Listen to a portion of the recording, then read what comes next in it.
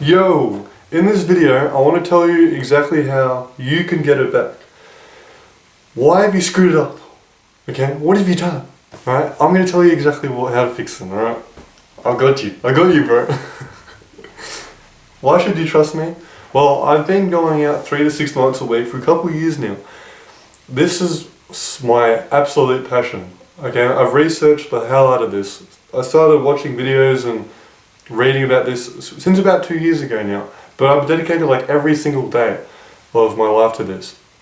I don't know if I just mentioned it. Yeah, 3 to 6 nights a week going out, night game, day game, just trying to observe all the knowledge I can to understand these little tricks of the trade, so I can get the result. But now I'm like, oh shit, I can teach this. So I'm going to tell you what to do right now, okay, in this situation.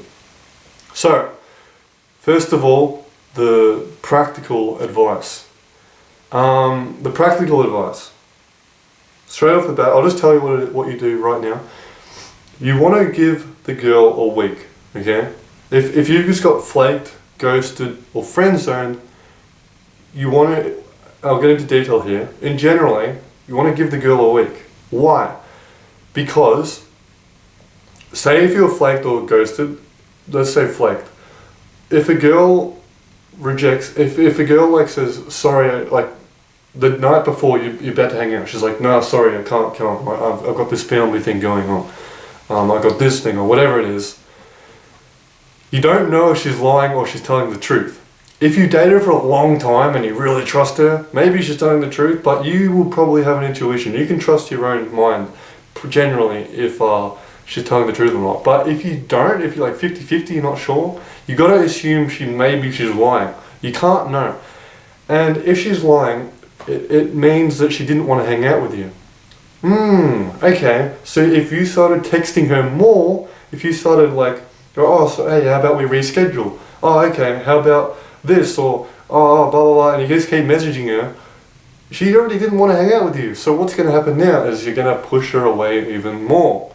Alright, interesting. So why do we wait a week? Because no guy is waiting a week. He's usually pursuing her because he's so emotionally attached.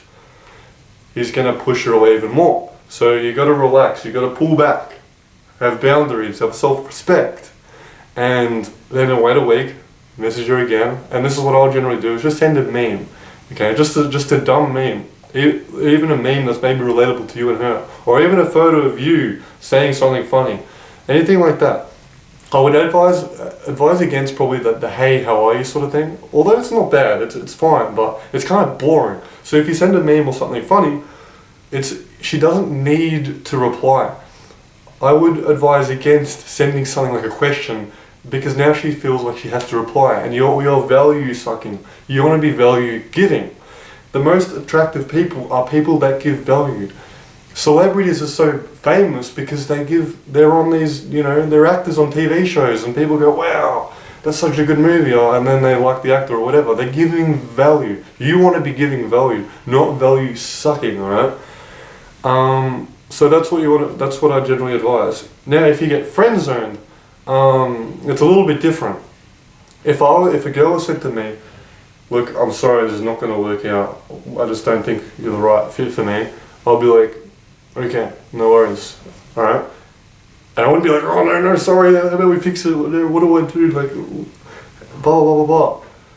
Again, I just talked about that, that's value sucking, alright? The paradox is, if you want to get it back, you have to run with it. You got to be going with the flow of the river, just like chilling, just going with it. If you're going against the stream, you're trying to control the situation, and you're fixating. You're attached to an outcome. You got to build boundaries and self-respect, and that is the attractive part about people. When people have boundaries, when I'm dating a girl who's got a boundary and self-respect, and she's not super clingy, and she's like chill, if she's like not messaging me to hang out all the time, if she's like got her own life and she's not pursuing me heaps, and it makes me interested. I'm like, what is she doing? Is she hanging out with other guys? Like, am I not the only one? Or you start overthinking it. So when you back off for a week, she's going to start thinking. And so that's in terms of getting flaked. But in terms of getting friend zoned, really, you want to kind of just move on, right? You want to find someone new. When I started doing pickup, I mentioned before, I started going out 3 to 6 nights a week. It's because I wanted to create an abundance.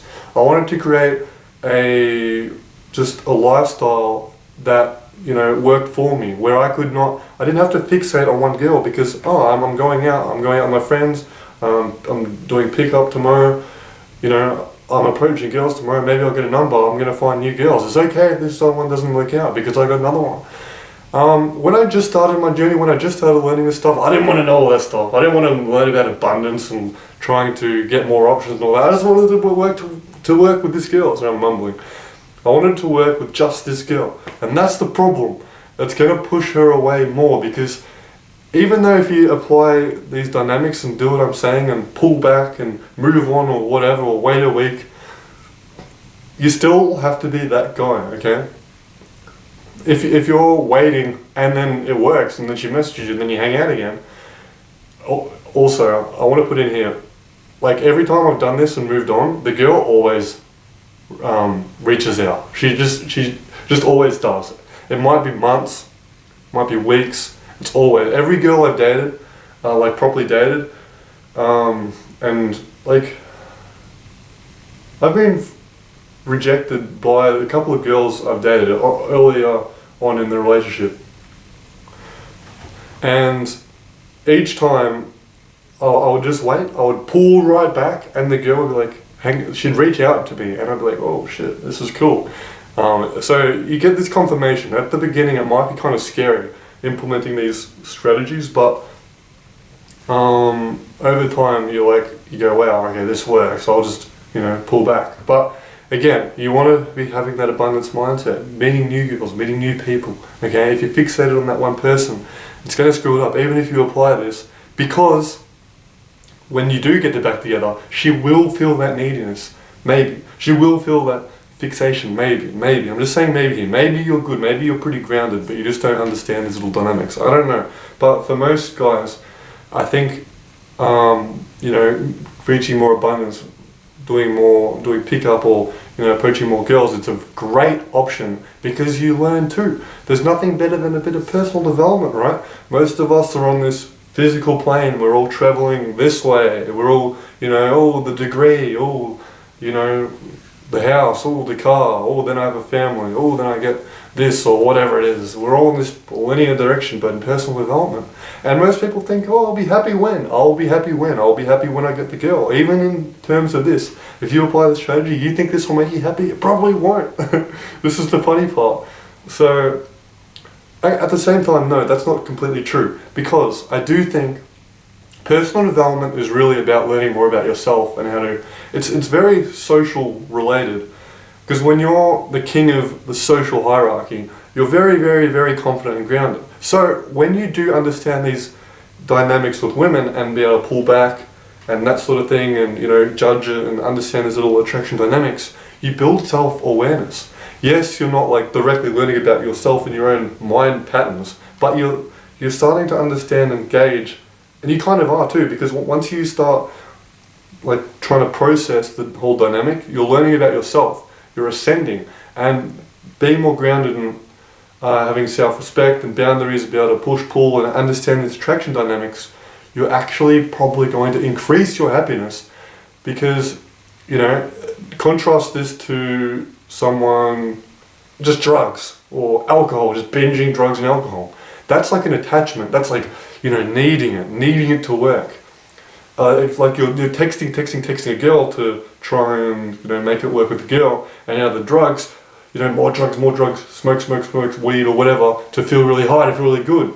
You're trying, it's just this clinginess. So when you're able to push it away, you're allowing happiness to kind of flow in you, I suppose. But all I'm saying is here, the more grounded you are as a person, the more attractive you become. And the way you do that is having more of a boundary. You stop letting everything consume you. Instead, you start having control. And that's the essential, okay? So yeah, dating dynamics is awesome. I don't know if that was a bit crazy, I'm not really sure what I was saying, but dating and letting attraction women is great because you're actually building self-awareness too. you're ascending. And this is a path of awesomeness. I love people who are on this path because they're improving, and that's what I want. And you know, if we could all evolve to become grounded people, the world would be a better place. But anyway, I'm just ranting at this point. This is my spiritual interest that I have. But yeah, I hope this helped, and if you apply it, I hope it'll help you. Hopefully I went into enough detail, I don't know, but thank you. I'll see you later. Ciao.